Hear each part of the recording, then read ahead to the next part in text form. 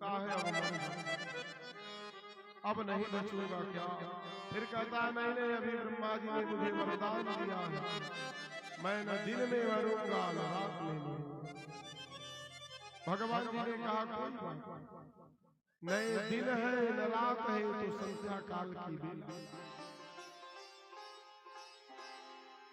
हिरण्यकशिपु घबराया कि अब मर जाऊंगा। फिर कहा नहीं नहीं, अभी अभी कुछ बाकी है। तो भगवान ने कहा बोलो क्या? कहा 12 महीनों में किसी महीने में मरने वाला।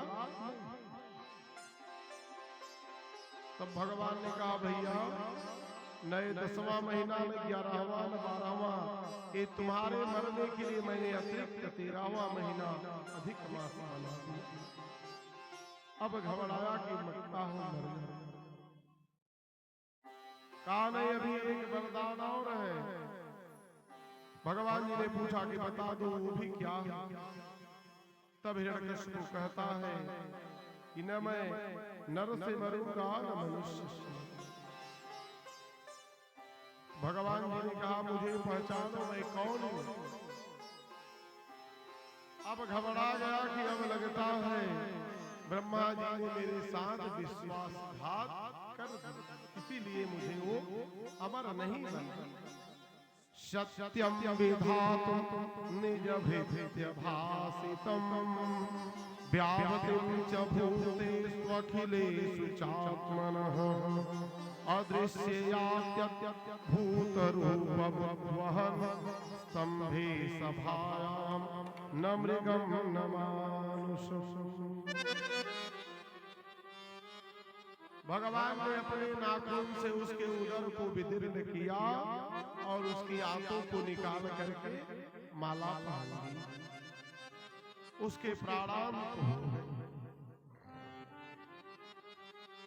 भगवान बैठे रहे, क्रोध में व्याकुल थे, जीभ लपलपा रहे थे। सभी देवता आकाश मंडल से पुष्प वर्षा कर रहे। तो देवताओं को लगा, ब्रह्मा जी को लगा कि चलो भगवान क्रोधित है, जरा इनके क्रोध को शांत। ब्रह्मा जी हाथ जोड़ करके आए, प्रार्थना करने लगे सभी देवताओं को लेकर कि न तो स्मरन्ताय दुरंत सक्तये विचित्र वीर्याय पवित्र कर्मणे। ब्रह्मा जी ने कहा कि हे भगवान, आपने इस दुष्ट को दंड देकर के बड़ा पवित्र कार्य किया। विश्वस्य सर्गस्थिति संयमान गुणैः स्वलीलया संदधते व्यतात्मने। भगवान इसीलिए आपको लोग लीला पुरुषोत्तम कहते हैं। फिर भी भगवान का क्रोध शांत नहीं। भगवान फुफकारते रहे। सभी देवताओं ने मंथन किया, बातचीत किया कि अब लक्ष्मी महारानी यदि आएंगी तो हो सकता है प्रभु का क्रोध कुछ शांत। सभी देवता जाकर के लक्ष्मी महारानी से प्रार्थना करते हैं। लक्ष्मी महारानी सज-धज के 16 श्रृंगार कर सोने के थाल लेकर के आरती करने के लिए आती है। जो भगवान ने फुफकारा, आरती का दीपक बुझ गया। लक्ष्मी महारानी थाली फेंककर, लक्ष्मी जी ने कहा कि हमारे भगवान हो ही नहीं सकते हैं, ये भगवान हमारे इतने क्रोध कभी किए ही नहीं। तब ब्रह्मा जी ने विचार किया कि जिसको बचाने के लिए भगवान आए हैं अब उसी को भेजा जाए तो हो सकता है भगवान का क्रोध शांत हो। स्वपादमूले पतितं तमर्हकं विलोक्य देवः कृपया परिप्लुतः उत्थाप्य तच्छीर्षदधात्कराम्बुजं कालाहि विक्रस्त्रिधिया कृताभयम्।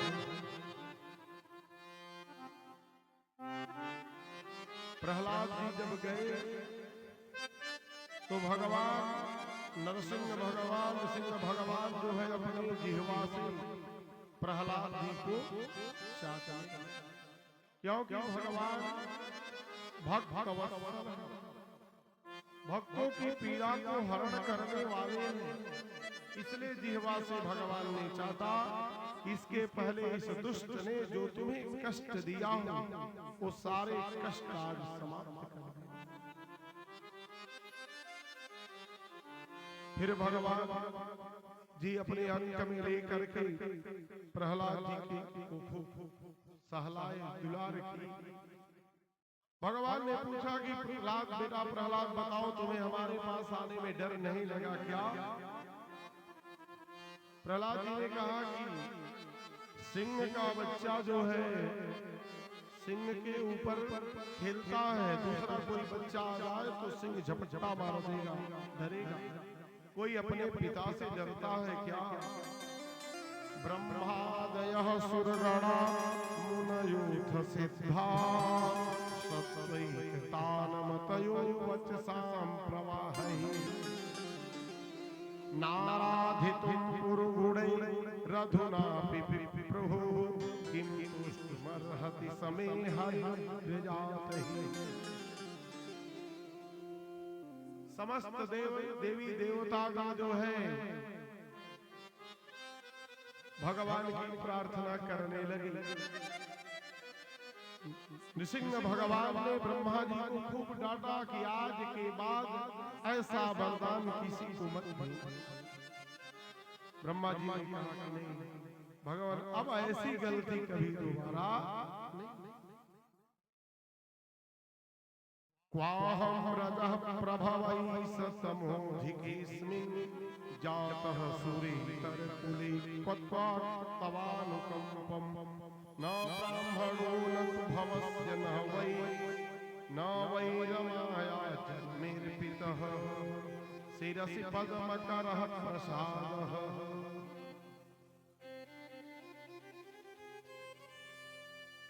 नृसिंह भगवान ने कहा कि बेटा प्रहलाद कुछ मांग लो।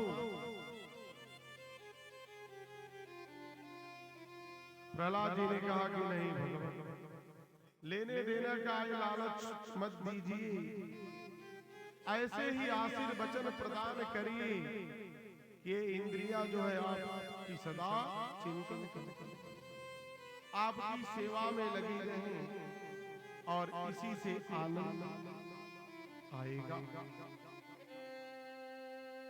भगवान गदगद हो गई। यदि राशि समय कामन वरास्त्वं वरदर्शभ कामानां भद्य संरूहं भवतस्तु वृद्धिभरम्। भगवान गदगद हो गए कि भक्त प्रहलाद, तेरे जैसा निष्काम भक्त होना बहुत कठिन है, पर तू मांग नहीं सकता तो मैं भी दिए बिना रह नहीं सकता, इसलिए मेरी प्रसन्नता के लिए मांगो।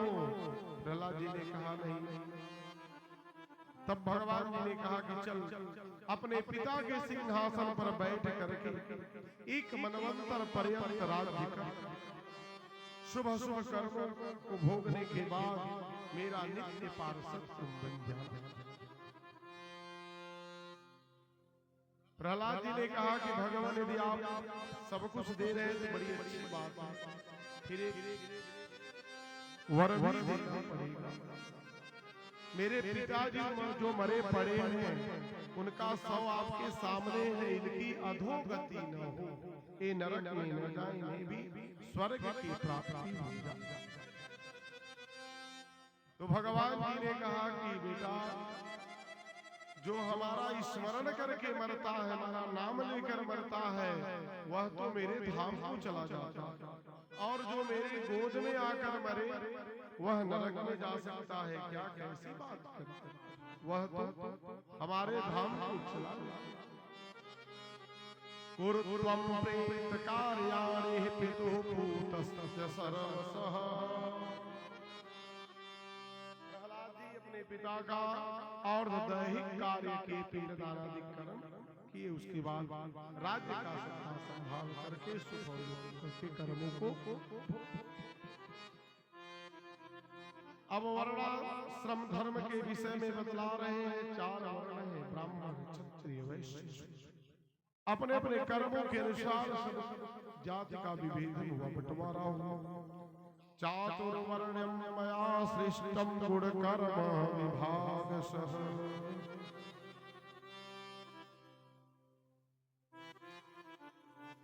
अपने उपयोग से ज्यादा धन जो कमाया जाता है उस पर अपना अधिकार नहीं। यावत् भ्रीयते जठरम तावत् सत्त्वं हि देहिनाम् अधिकं यो भिमन्येत शास्त्रेणो दण्डमर्हति।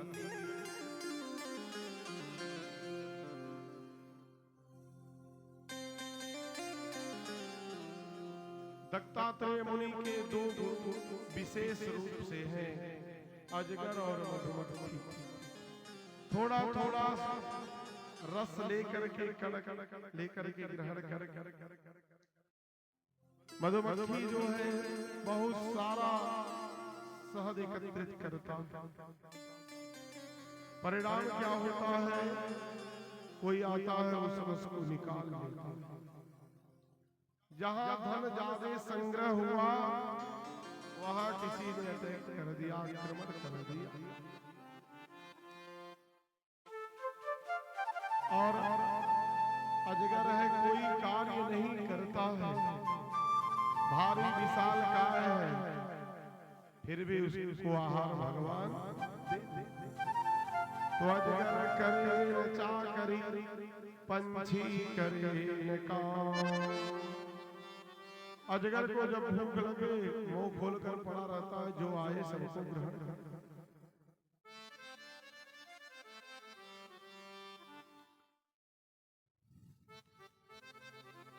आसीद गिरिवरुरानस त्रिकूटायति विस्तृतः क्षीरोदीनावृतः श्रीमान् योजनायुतमुच्छ्रितः।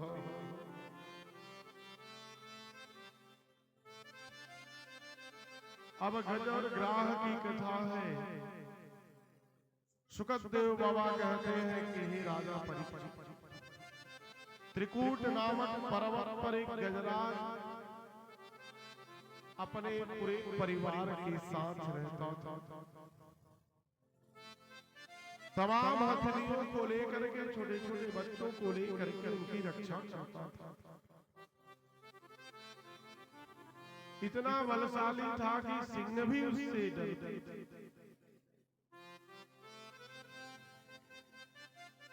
पर एक दिन भीषण गर्मी हुई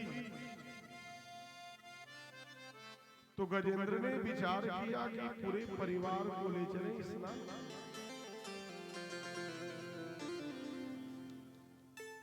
स्नान कराने के लिए आता और चला जाता स्नान करके तो कुछ नहीं। सरोवर में आया और जल में जो है एक ग्राह भी रहता था। पानी इतना मैला कर दिया, सबको स्नान कराने लगा। सभी हथियारों को बच्चों सबके ऊपर अपने सूर से जल लेकर के छिड़कने लगा। अंदर बैठा हुआ ग्राह जब पानी मैला हो गया तो वह क्रोधित हुआ, आकर के गजराज का जो है पैर पकड़ लेता। पूरा परिवार बल लगाता है छुड़ाने के लिए। सुन में सुर बजा करके सभी लोग खींचे। सारी हथियार जो साथी हाथी थे, छोटे छोटे बच्चे, सब लोगों ने खींचे। लेकिन ग्राह एक कदम गजराज को खसखने नहीं। अंत तो गत्वा धीरे धीरे पूरा परिवार खिसकने लगता है। अब सरकार का अंतिम समय आ गया तो इनके चक्कर में हम लोग क्यों मरे, इन्हें छोड़ दो। अब गजराज पुकारने लगा, देवियों मुझे इस संकट में अकेला छोड़कर न जाओ। हथिनियों ने कहा, महाराज अब तुम्हारे कारण कोई पूरा परिवार अपना जान नहीं दे, पड़े रहो। ऐसा सुनते ही गजराज को वैराग्य हो गया।